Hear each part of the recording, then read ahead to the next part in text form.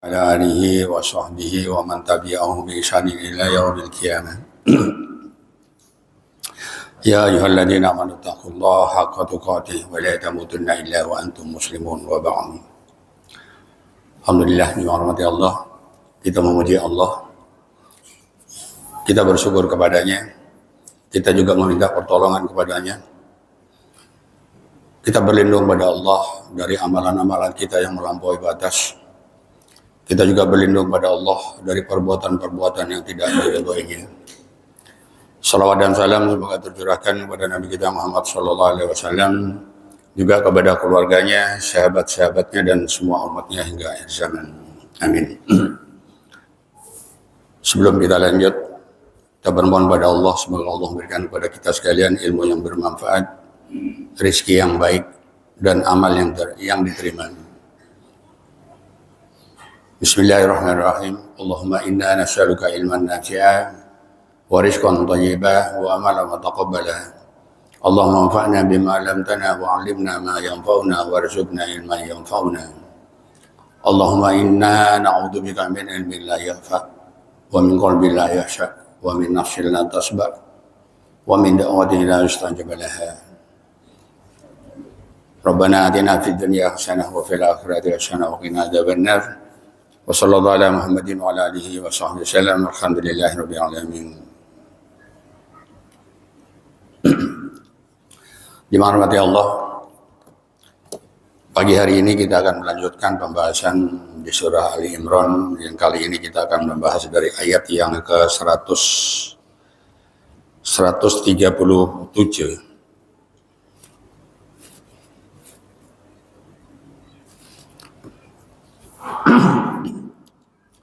137 sampai dengan 143.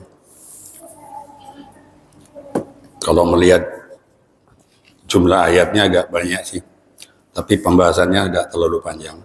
Insyaallah. Baik, kita lanjut saja langsung saya bacakan dari ayat 137. A'udzu billahi minasy syaithanir rajim.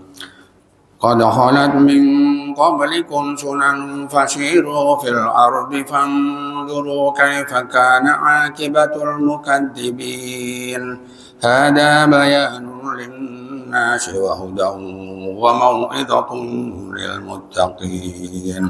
Wa la tahinu wa la tahzanu wa antumul a'launa in kuntum mu'minin. Yamsaskum qarhum faqad massal qauma qarhum misluh wa tilkal ayyamu nudawiluha bainan nasi wa liya'lamullahu alladhina amanu wa yattakhidha minkum shuhada wallahu la yuhibbul zalimin. وَلِيُمَحِّصَ اللَّهُ الَّذِينَ آمَنُوا وَيَمْحَقَ الْكَافِرِينَ أَمْ حَسِبْتُمْ أَن تَدْخُلُوا الْجَنَّةَ وَلَمَّا يَعْلَمِ اللَّهُ الَّذِينَ جَاهَدُوا مِنكُمْ وَيَعْلَمَ الصَّابِرِينَ وَلَقَدْ كُنتُمْ تَمَنَّوْنَ الْمَوْتَ مِنْ قَبْلِ أَنْ تَلْقُوهُ فَقَدْ رَأَيْتُمُوهُ وَأَنْتُمْ تَنْظُرُونَ. Terjemahan dari ayat-ayat tadi. Kata Allah, sesungguhnya telah berlalu sebelum kamu sunnah-sunnah Allah.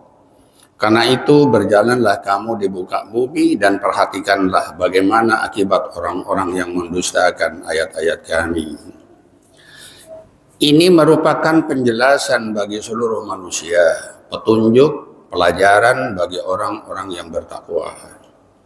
Janganlah kamu bersikap lemah dan janganlah pula kamu bersedih hati, padahal kamulah orang-orang yang paling tinggi derajatnya.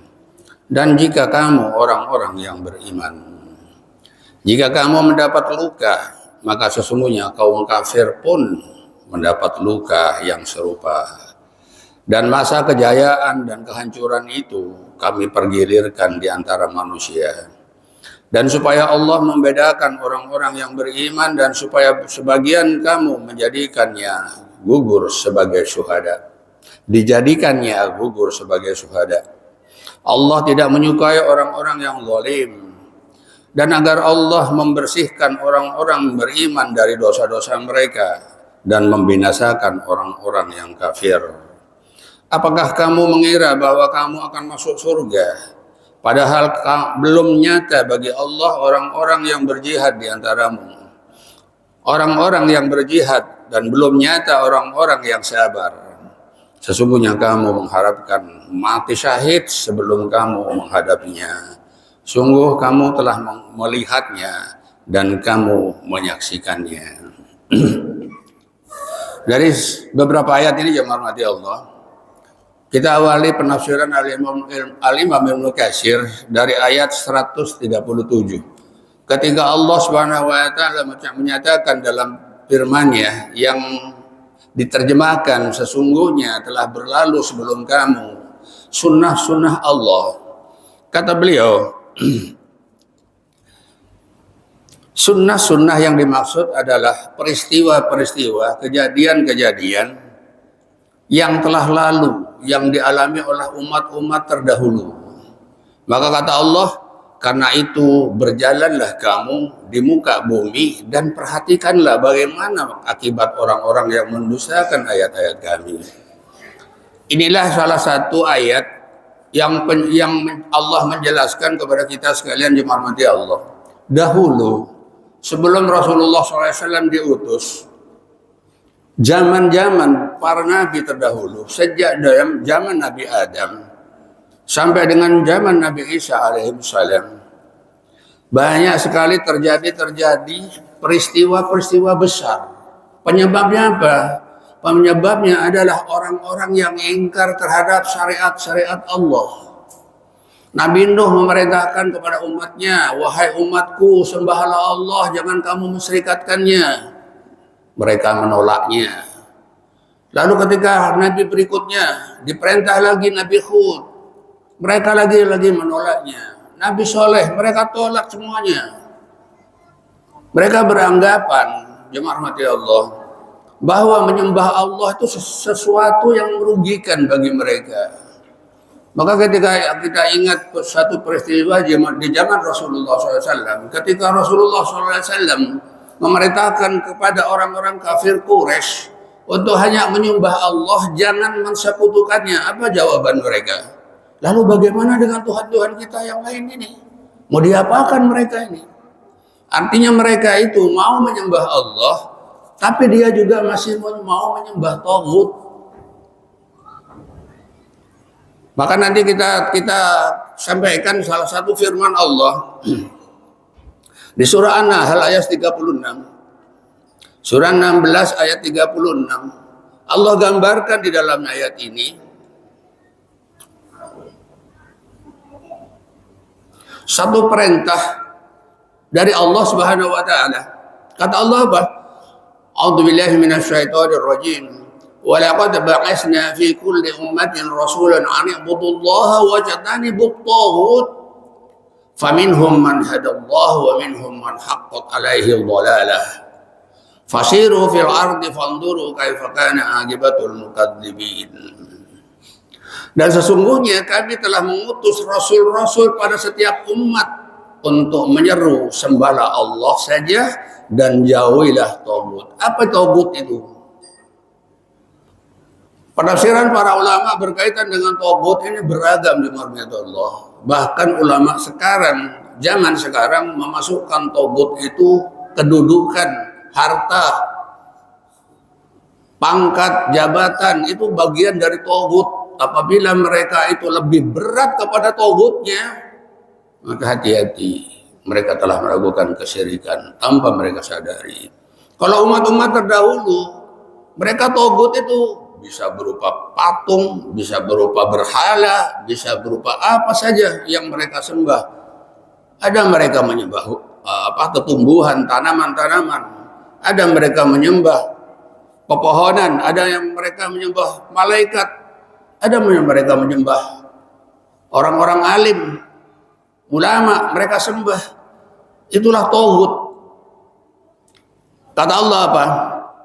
Maka di antara umat itu ada orang-orang yang diberi petunjuk oleh Allah, dan ada pula di antaranya orang-orang yang pasti kesesatannya. Maka berjalanlah kamu di muka bumi dan perhatikanlah bagaimana kesudahan orang-orang yang mendustakan rasul-rasul kami. Di zaman dahulu, jemaah rahmati Allah, berdasarkan ayat ini, ternyata yang mendustakan Nabi itu sudah ada. Maka nanti kita dapati ayat-ayat Allah itu bercerita tentang umat-umat terdahulu. Umatnya Nabi Lut, mereka melakukan kemaksiatan, Masya Allah. Mereka hanya tertarik kepada kaum laki-laki. Laki-laki tertarik kepada kaum laki-laki. Perempuan tertarik kepada perempuan. Itu kaumnya Nabi Lut. Akhirnya apa yang mereka alami? Mereka dibasmi oleh Allah, diazab oleh Allah. Nabi-nabi yang lain juga demikian. Nabi Soleh, umatnya diazab oleh Allah. Angin kencang, dingin, selama 7 hari 8 malam. Banyak contoh-contoh dalam Al-Quran itu. Nabi Nuh apalagi? Nabi Nuh itu umatnya diazab oleh Allah dengan banjir bah. Bahkan anak Nabi Nuh juga terikut di dalamnya. Inilah gambaran ayat Allah Subhanahu wa taala yang disebutkan dalam surah Ali Imran tadi. Sesungguhnya telah berlalu sebelum kamu sunnah-sunnah Allah, ketetapan-ketetapan Allah. Apa itu? Syariat yang ditetapkan oleh Allah Subhanahu wa taala. Allah perintahkan hanya untuk menyembah Allah saja. Wala tusriku syai'an, kata Allah. Jangan kalian melakukan kesyirikan apa saja. Sesuatu yang berbentuk syirik dilarang oleh Allah Subhanahu wa taala. Tapi justru umat-umat terdahulu melarang, membantah ayat-ayat Allah tersebut. Mereka tidak mau menerimanya karena mereka merasa terganggu kebiasaannya, budayanya mereka dalam beragama. Apakah saat ini ada? Ada, banyak sekali. Saat ini hidup di zaman sekarang yang sudah modern ini, banyak orang-orang yang mencampur adukkan yang namanya budaya dengan agama. Bahkan ketika mereka diajak untuk beragama dengan benar, mengikuti perintah Allah dan Rasulnya, mereka menentangnya. Ini sudah kami ikuti dari nenek moyang kami. Banyak disebutkan oleh Allah dalam Al-Quran. Satu diantaranya adalah surah Al-Baqarah. Inilah gambaran, jemaah rahmati Allah, orang-orang yang menentang ayat-ayat Allah, perintah-perintah Allah, menentang para nabi. Mereka tidak mau menerima nabi. Bahkan Nabi Muhammad SAW ketika beliau berdakwah, beliau dikatakan sebagai orang gila. Beliau dikatakan sihir, ini sihir yang nyata ini. Kalimat orang-orang seperti itu adalah orang-orang yang menentang Rasul-Rasul Allah Subhanahu wa taala. Maka kata Allah, perhatikanlah bagaimana akibat orang-orang yang mendustakannya.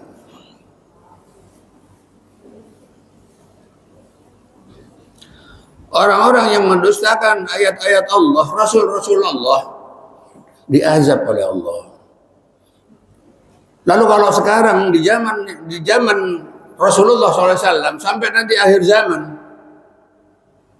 azab Allah itu ditunda, ditangguhkan. Walaupun nanti kita dapati di titik-titik tertentu, di tempat-tempat tertentu, Allah turunkan azab itu.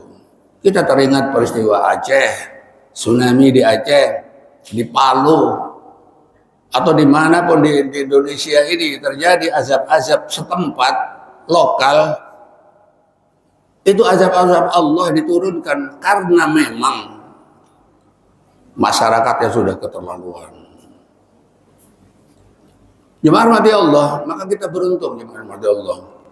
Kita beruntung, kita bagian dari orang-orang yang dijaga oleh Allah turunnya azab. Karena kita masih menyembah Allah, kita masih berzikir kepadanya, kita masih melakukan sholat, ibadah-ibadah yang lainnya. Maka itu sebagai penghalang turunnya azab Allah. Walaupun kita sadari di sekitar kita juga banyak orang-orang yang melakukan kemaksiatan kepada Allah Subhanahu wa taala. Maka kata para ulama, salah satu contoh jemaah mati Allah. Apabila Allah itu ingin mengazab suatu kaum, satu kawasan, padahal di sana ada orang-orang alimnya. Contohnya barangkali begini, simpelnya saja. Ada orang naik pesawat yang jumlahnya kita tahu banyak. Satu pesawat itu 300 orang, katakanlah seperti itu. Lalu di sana ada satu orang yang melakukan kemaksiatan dan itu mau diazab oleh Allah. Orang yang beriman di dalam pesawat itu ikut menjadi korban. Maka Aisyah ketika bertanya kepada Rasulullah SAW, ya Rasulullah, bagaimana nanti di sana ada orang beriman, di sana ada orang yang kufur, lalu yang kufur diazab, orang beriman menjadi korban, kata Aisyah radhiyallahu anha. Kata Nabi, wahai istriku, azab Allah itu akan diturunkan kepada orang yang bermaksiat, tapi yang menjadi korban orang beriman juga. Lalu nanti di akhirat, kata Nabi, Allah akan berikan pertolongan pada orang-orang yang beriman dengan rahmatnya. Sedangkan yang orang yang diazab di dunia dia diazab, maka di akhirat nanti pasti dia akan disiksanya. Naudzubillahi min dzalik. Jemaah mati Allah. Allah sampaikan di ayat berikutnya, hada bayanul linnasi wa huda wa mau'izatul lil muttaqin. Al-Qur'an ini adalah penerangan bagi seluruh manusia dan petunjuk serta pelajaran bagi orang-orang yang beriman. Jemaah mati Allah. Kalau kita ingin mengetahui peristiwa-peristiwa umat-umat terdahulu, bacalah Al-Quran. Banyak sekali dalam Al-Quran itu kisah-kisah yang berkaitan dengan umat-umat yang terdahulu. Maka kata Allah, Al-Quran ini adalah penerangan bagi seluruh umat manusia. Agar apa? Agar kita bisa mengambil pelajaran dari peristiwa-peristiwa umat-umat terdahulu. Maka dalam Al-Quran kita dapati, misalnya ketika Allah berbicara tentang umatnya Nabi Musa alaihissalam, yaitu kaum Bani Israel. Di dalam Al-Quran tidak kurang dari 136 ayat Allah sampaikan. Diulang-ulang oleh Allah. Coba umat Nabi Musa, Masya Allah, ingkarnya kepada Allah, Masya Allah. Sampai-sampai umatnya Nabi Musa itu diperintahkan oleh Allah, itu hukumannya apa? Bunuh diri. Bunuh diri, jemaah mati Allah. Di surah Al-Baqarah itu disebutkan seperti itu. Jalanlah, masuklah kamu ke Baitul Maqdis sambil jalan jongkok.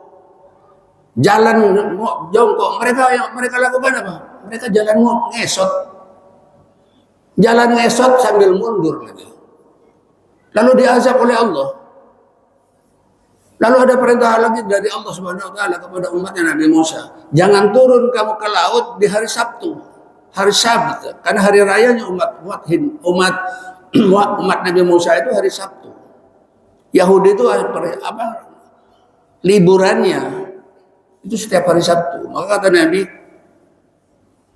umat Yahudi itu liburannya hari Sabtu. Perayaannya hari Sabtu.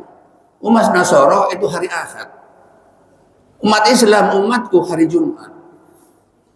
Maka dulu jemaah Allah, barangkali bapak-bapak yang dulu hidup di tahun 60-an, kita tuh dulu sekolah itu liburnya hari Jumat, Pak. Maka saya ingat dulu ya, di pesantren itu dulu ada satu, apa ya, kalau boleh dikatakan itu senandung atau apa. Saya ingat dulu kalimat awalnya itu ya. Kalimatnya begini, besok hari Jumat istirahat sekolahan. Saya ingat dulu kalimatnya itu. Kenapa? Karena besok itu libur. Entah tahun kapan Indonesia ini menganut paham hari Ahad menjadi liburnya. Padahal Nabi mengatakan hari Ahad itu liburnya orang-orang Nasara. Liburnya orang Islam itu hari Jumat. Perayaannya orang Islam itu hari Jumat. Yahudi dilarang oleh Allah jangan ke laut, jangan nangkap ikan di hari Sabtu. Apa yang mereka lakukan? Jaringnya mereka lepaskan di hari Jumat. Nanti kapan mereka mulai nangkapnya? Hari Ahad. Insya Allah. Itu kalau anunya orang-orang Yahudi itu. Di mana itu adanya? Al-Quran. Kita mau cari peristiwa apa dalam Al-Quran itu ada, muncul semuanya. Dimana Allah? Maka kata Allah, wa hudaw wa mau'idatan lil muttaqin. Petunjuk serta pelajaran bagi orang-orang yang bertakwa. Maka bacalah Al-Quran. Perhatikan terjemahannya seperti apa, penafsirannya seperti apa. Kita Pak kalau baca Al-Quran, semakin kita membacanya, semakin tertarik. Wah, ini ada lagi gini, ini ada lagi, ini nyambung ayat ini nyambung ke surah ini. Subhanallah. Maka kata Allah, ayat 139 Allah sampaikan, wa la takhinu wa la tahzanu wa antumul a'launa in kuntum mu'minin. Janganlah kamu bersikap lemah dan janganlah pula kamu bersedih hati. Padahal kamulah orang-orang yang paling tinggi derajatnya di sisi Allah.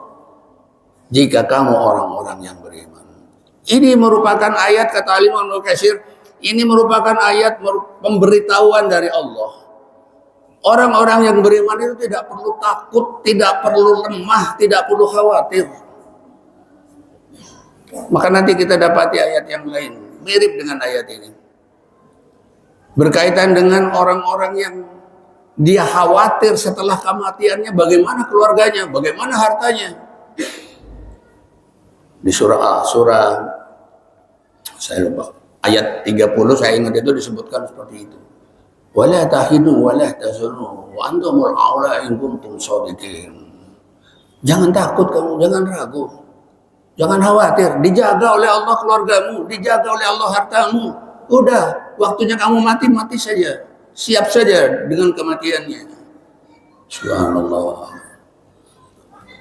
Janganlah kalian merasa lemah, patah semangat. Kenapa? Karena mengalami peperangan di dalam perang Uhud dan mengalami kekalahan. Kan di dalam perang Uhud itu jemaah Allah, para sahabat, sejumlah 70 sahabat wafat di perang Uhud. Maka para sahabat yang hidup yang lainnya itu merasa sedih mereka. Maka Allah menjamin dengan ayat ini. Dan janganlah kalian menjadi lemah, patah semangat. Wala tahzanu wa antumul a'launa in kuntum mu'minin. Dan janganlah pula kalian bersedih hati. Padahal kalianlah orang-orang yang paling tinggi derajatnya. Ini jaminan dari Allah. Orang-orang beriman jemaah Allah, pengikut Rasulullah, paling tinggi derajatnya. Dari mana ayat ini disebutkan? Orang beriman jemaah Allah, apabila dia mengalami kemenangan dalam peperangan, dalam jihad fisabilillah, mereka bersyukur kepada Allah. Mereka tambah taat kepada Allah. Bagaimana dengan orang kafir? Orang kafir apabila mengalami kemenangan, mereka hura-hura. Mereka bermaksiat kepada Allah. Coba perhatikan. Sampai dengan akhir zaman pun itu akan berlaku. Contohnya apa? Ketika orang-orang kafir dalam satu perlombaan, kalau mereka menang, mereka melakukan perbuatan yang dilarang oleh Allah. Minum-minum mereka pesta semalaman. Orang Islam kepada Allah, apabila mengalami kemenangan, mereka lebih taat pada Allah. Maka kalau kita berbicara tentang kemenangan ini 17 Agustus hari ini, dengan takdir Allah, dengan rahmat Allah. Kalau kemenangan Agustus ini, kemerdekaan Indonesia ini kita kaitkan dengan firman Allah. Saya dapati hanya satu surah dalam Al-Quran. Sedikit saya nyinggung Agustus. Kata Allah apa? A'udzu billahi minasyaitonir rajim. Bismillahirrahmanirrahim. Idza jaa nasrullahi wal fath wa ra'aitan nasa yadkhuluna fi dinillahi afwaja fasabbih bihamdi rabbika wastaghfir innahu kana tawwaba. Satu surah saja. Surah ini turun ketika umat Islam bersama Rasulullah SAW mengalami yang namanya Fathul Makkah, kemenangan merebut kembali Mekah, kota Mekah yang mereka tinggalkan. karena mereka harus berhijrah ke Madinah. Apa kata Allah? Idza jaa, apabila telah datang nasrullah, pertolongan Allah, wal fath, kemenangan. Kalau sudah datang kemenangan, Allah perintahkan apa? Nanti di akhir ayat kita dapati. Lalu setelah itu kata Allah, idza jaa nasrullah wa ra'aitan nasa yadkhuluna fi dinillahi afwaja. Kamu lihat orang-orang berbondong-bondong masuk Islam di Fathul Makkah ini. Rame-rame mereka masuk Islam. Yang tadinya mereka memusuhi Islam, mereka rame-rame mendatangi Rasulullah untuk menyatakan dirinya sebagai Muslim. Lalu apa kata Allah? Ini perintah Allah, Pak. Kalau kita mengalami kemenangan itu, ini perintahnya. Fasabbih bihamdi rabbika wastaghfir. Maka bertasbihlah kamu. Bihamdi, pujilah Allah. Wastaghfir, mohon ampun pada Allah. Ini perintah Allah, bukan hura-hura, Pak. Ibadah. Maka setelah surah ini turun, Rasulullah SAW setiap rukuk dan sujud dalam sholatnya, beliau membaca kalimat terakhir tadi. Kalau Allah perintahkan, fasabbih bihamdi rabbika wastaghfir. Bertasbihlah kamu, pujilah Tuhanmu, dan mohon ampunlah kamu. Maka kata Nabi apa? Ketika Rasulullah SAW sholat dalam rukuk dan sujudnya, saya ulang, beliau mengucapkan subhanakallahumma rabbana wa bihamdika Allahumma ghfirli. Maha suci engkau ya Allah, dan aku memujimu, dan aku minta ampun kepadamu. Jadi kalau sebelumnya Nabi membaca subhana rabbiyal azim, subhana rabbiyal azim, subhana rabbiyal azim, di sujudnya subhana rabbiyal a'la, setelah surah ini turun maka Nabi merubahnya dengan subhanakallahumma rabbana wa bihamdika Allahumma ghfirli. La haula wala quwwata illa billah. Baik, kita lanjutkan. Sedikit tambahan. Iyam saskum qarhun faqad massal qauma qarhum misluh wa tilkal ayyamun nudawiluha bainan nasi wa liya'lamallahu alladhina amanu wa yattakhidha minkum shuhada wallahu la yuhibbul zalimin. Ini ayat berkaitan dengan ayat sebelumnya. Ketika Allah sampaikan, janganlah kamu merasa sedih, jangan gundah, karena kekalahan di perang Uhud. Maka kata Allah apa? Jika kamu pada perang Uhud mendapat luka, maka sesungguhnya kaum kafir pun pada perang Badar mereka pun mendapatkan luka. Ini kata Allah. Makanya kenapa umat Islam oleh Allah dilarang untuk bersedih hati.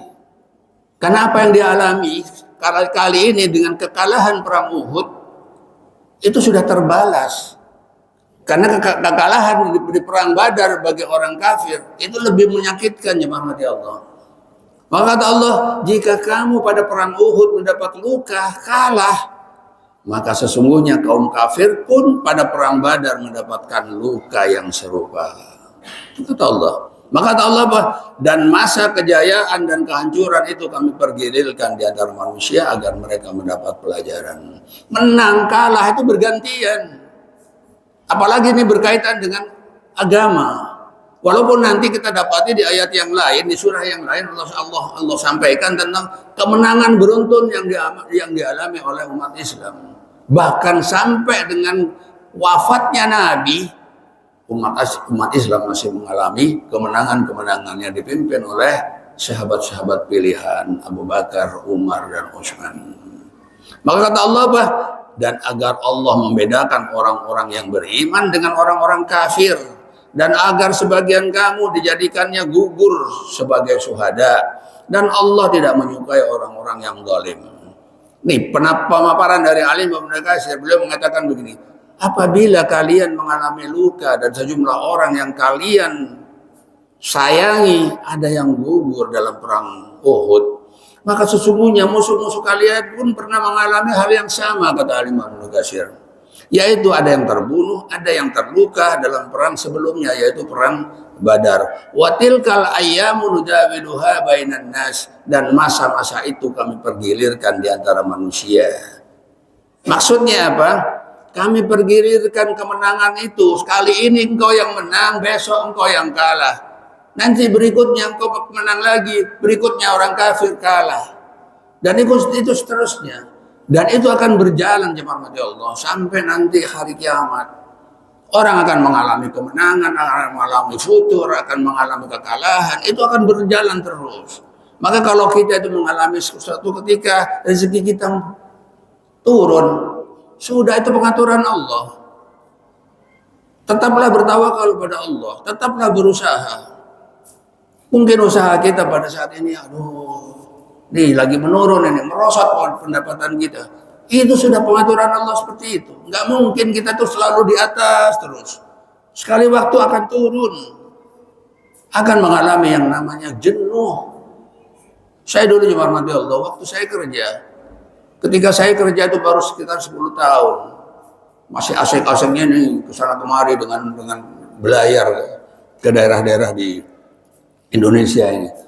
Maka ada teman saya yang sudah bekerja 25 tahun lebih. Namanya Pak Said Saleh. Saya ingat betul beliau itu mengatakan di atas kapal begini. Dia bilang ngomong ke saya. Kenapa Pak? Kamu berapa tahun kerja? 10 tahun Pak. Bapak berapa tahun? Saya 25 tahun. Apa lalu beliau katakan? Nanti kamu akan mengalami seperti apa yang saya alami. Apa itu Pak? Jenuh. Kenapa Pak? Nggak tahu. Jenuh. Bosan kerja itu Pak. Masa Pak? Saya bilang, iya. Maka ternyata jemaah rahmati Allah, ketika saya memasuki usia perjalanan kerja itu 20 tahun, ternyata muncul perasaan jenuh itu. Gini lagi. Tapi Allah Maha Pengatur. Allah benar-benar Maha Pengatur. Ketika saya mulai merasa jenuh, saya ingat betul itu. 18 tahun saya ingat betul itu. Saya 18 tahun di kapal itu, saya cuti. Karena orang tua saya meninggal. Pulang kampung, saya pulang dari kampung itu, saya dipanggil ke kantor. Menghadap ke pimpinan, saya ditanya, masih kerasan di kapal? Dah, saya bilang kerasan lah Pak. Namanya juga kerjaannya di situ. Gak kepingin ke darat. Wah gimana ya? Kenapa Pak? Ini ada tempat di darat untuk kamu. Betul Pak, betul.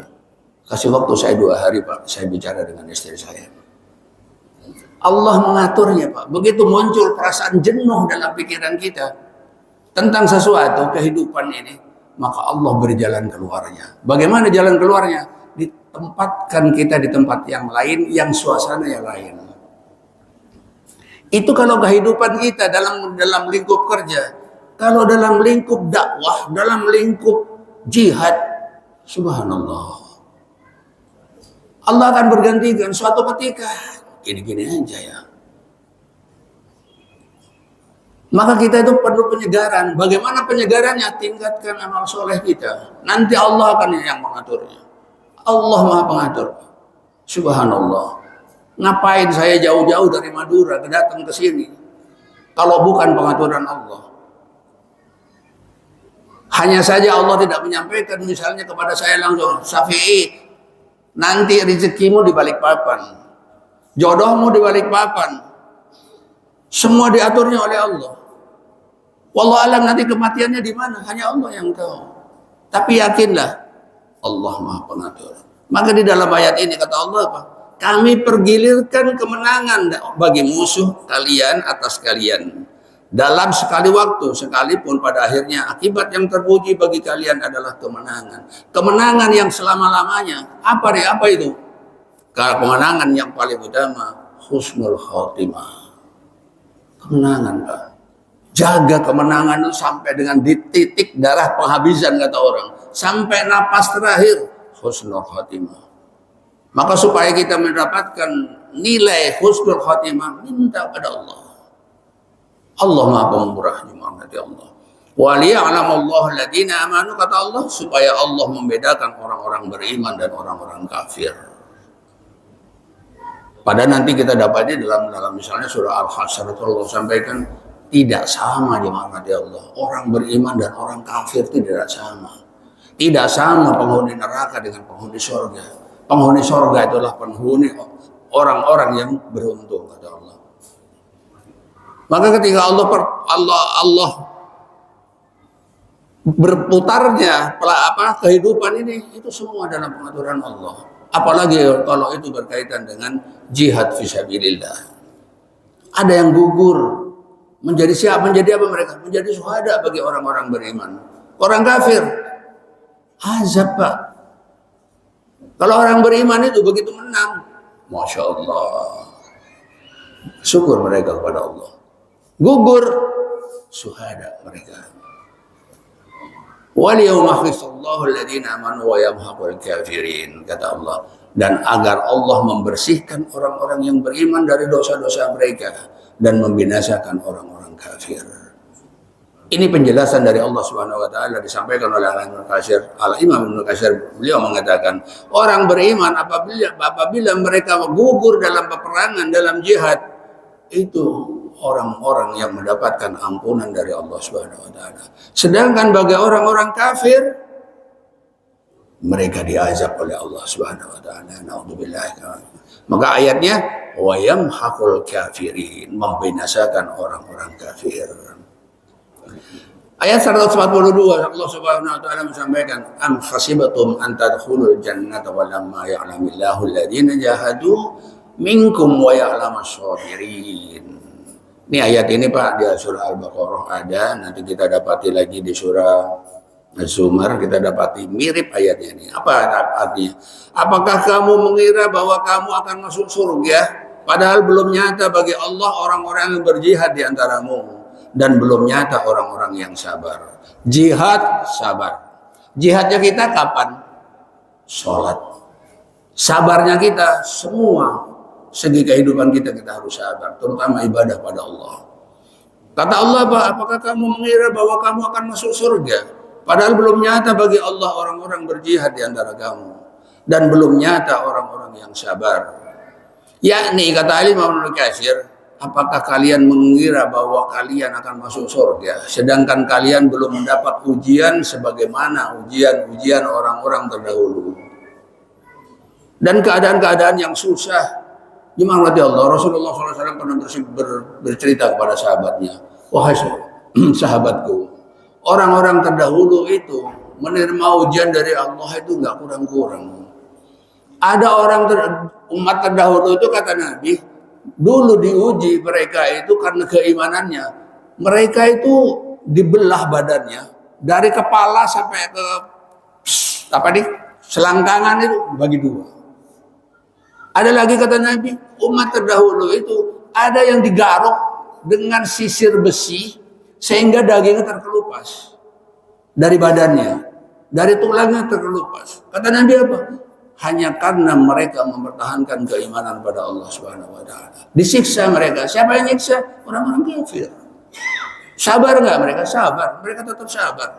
Maka kata Allah, belum nyata bagi orang-orang yang sabar. Makanya itu pertaruhan bagi kita jemaah rahmati Allah. Maka nanti kita dapati di surah yang lain, di surah Al-Baqarah 214 itu.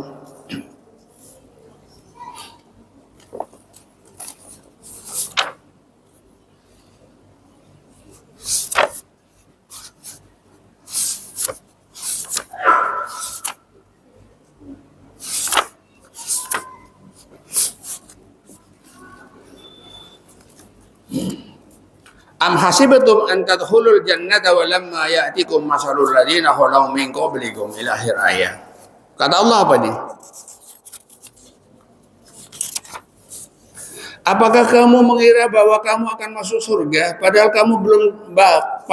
belum datang kepadamu cobaan sebagaimana halnya orang-orang terdahulu sebelum kamu. Mereka ditimpa malapetaka, kesengsaraan serta kegoncangan yang dengan bermacam-macam cobaan sehingga berkatalah Rasul dan orang-orang yang beriman kepadanya, bilakah datangnya pertolongan Allah? Ingatlah sesungguhnya pertolongan Allah itu dekat. Di ayat yang lain juga Allah sampaikan tentang orang-orang yang diuji oleh Allah. Jadi kalau kita mendapatkan ujian dari Allah, sabar Pak, sabar. Allah pasti akan menguji kita dengan apa? Kalau di dalam ayat yang lain Allah sampaikan dengan kelaparan, dengan kekurangan harta, dengan kematian, dengan kurangnya buah-buahan. Itu Allah memang akan menguji kita. Masya Allah. Ayat 143, walaqad kuntum, Masya Allah.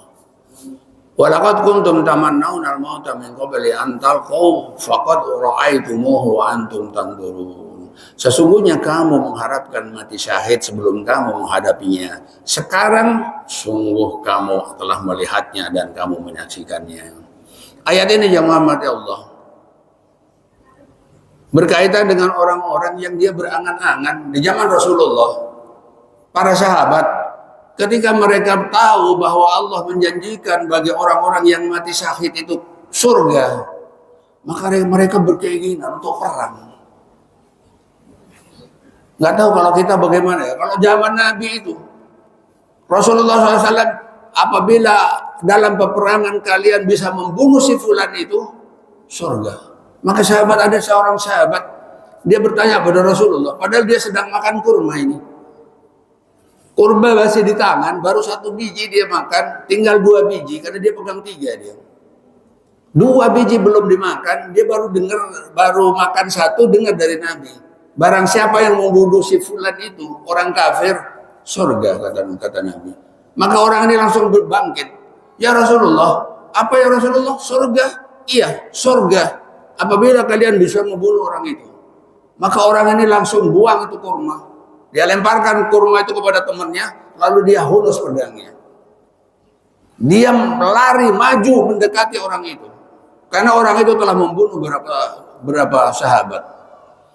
Maka subhanallah, dengan izin Allah, qadarullah, orang ini betul-betul bisa membunuh orang itu, walaupun nanti pada akhirnya sahabat ini juga gugur. Kata Nabi, surga dia. Subhanallah. Jaminannya surga. Orang yang sabar berjihad di jalan Allah, Allah menjanjikan kepada mereka itu surga. Subhanallah. Jadi kata Allah, dulu orang berangan-angan untuk menjadi syuhada, mati di dalam peperangan. Nah sekarang sudah ada di depan kalian ini. Kalian sudah berada di medan perang. Maka kata Allah, sesungguhnya kamu mengharapkan mati syahid sebelum kamu menghadapinya, dulu sebelum ada peperangan. Sekarang sungguh kamu telah melihatnya dan kamu menyaksikannya. Ayo berperang kamu, berjihad kamu di jalan Allah. Ini orang-orang terdahulu itu seperti ini, Pak.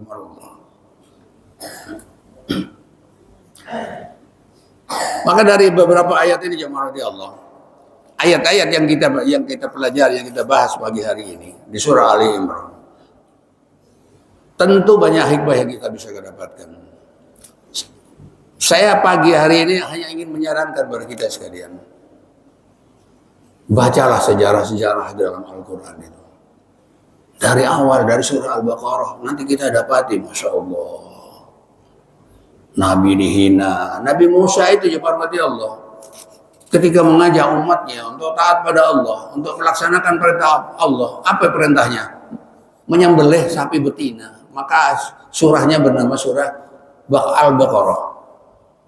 Nabi Musa itu nggak dipercaya. Kamu ngada-ngada ya? Masa untuk membuktikan orang terbunuh suruh motong sapi? Nggak ada hubungannya, nggak nyambung, kata umatnya. Tapi Nabi Musa ini perintah Allah, kata Nabi Musa. Nah, umatnya tuh masih bertanya lagi, sapinya seperti apa, warnanya seperti apa, umurnya berapa, ciri-cirinya seperti apa. La haula wala quwwata. Itu umat terdahulu, umat Rasulullah. Alhamdulillah, sejak zaman kenabian, para sahabat itu nggak pernah, jemaah Allah, ketika ada perintah itu nggak pernah tanya macam-macam. Karena semboyan mereka tuh terkenal dalam Al-Quran itu, sami'na wa ata'na, saya dengar, saya taat. Tidak seperti umat-umat terdahulu. Maka kenapa Allah Subhanahu wa taala menjanjikan kepada orang-orang yang berjihad di jalan Allah bersama para nabi dan umat-umat setelah itu, dijanjikan oleh Allah surga.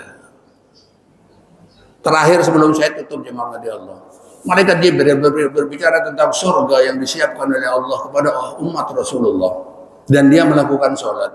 Malaikat Jibril itu bertanya pada Allah, ya Allah, bolehkah saya tahu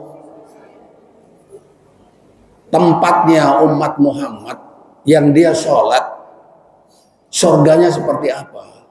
Maka kata Allah, lihatlah kamu, pergilah. Maka malaikat Jibril masuk surga yang disiapkan bagi umat Rasulullah yang dia sholat selama 2000 tahun perjalanan dengan kecepatan yang tidak terhingga. Itu belum ketemu ujungnya, Bang. Dia berangkat dari pintu surga ini menuju ke ujungnya sana karena malaikat Jibril itu mau tahu. 2000 tahun perjalanan, malaikat Jibril stop. Kok belum nyampe? Dia jalan lagi. 2000 tahun perjalanan lagi. 20.000. Masya Allah. Begitu sampai kedua kalinya, malaikat Jibril stop lagi. Kok belum nyampe di ujungnya? Maka dia bertanya kepada Allah, ya Rabb, saya sudah berjalan dengan kecepatan 300 kilometer, katakanlah kalau bahasa sekarang.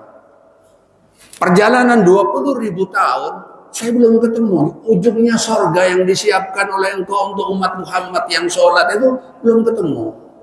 Maka kata Allah, wahai Jibril, engkau mengerahkan tenagamu berkali-kali lipat dari apa yang engkau sudah jalankan. 20.000 kali lipat kamu menjalani surga yang aku siapkan bagi umat Muhammad yang dia sholat, kamu tidak akan mendapatinya. Saking luasnya surga yang disiapkan bagi umat Rasulullah dan dia sholat, saking luasnya. Maka malaikat Jibril hanya memuji Allah, Maha suci engkau ya Allah. Benar-benar surga yang disiapkan kepada umat Muhammad tidak ada batasnya. Kalau di pertemuan yang lalu saya sampaikan, surga itu bentuknya seperti kubah. Batasannya itu, malaikat Jibril saja tidak menemukan batasnya itu sampai mana. La haula wala quwwata illa billah. Maka sejagalah sholat, bacalah Al-Quran. Nggak rugi, Pak. Walaupun sekarang kita barangkali ngantuk, capek, lemas, lesu.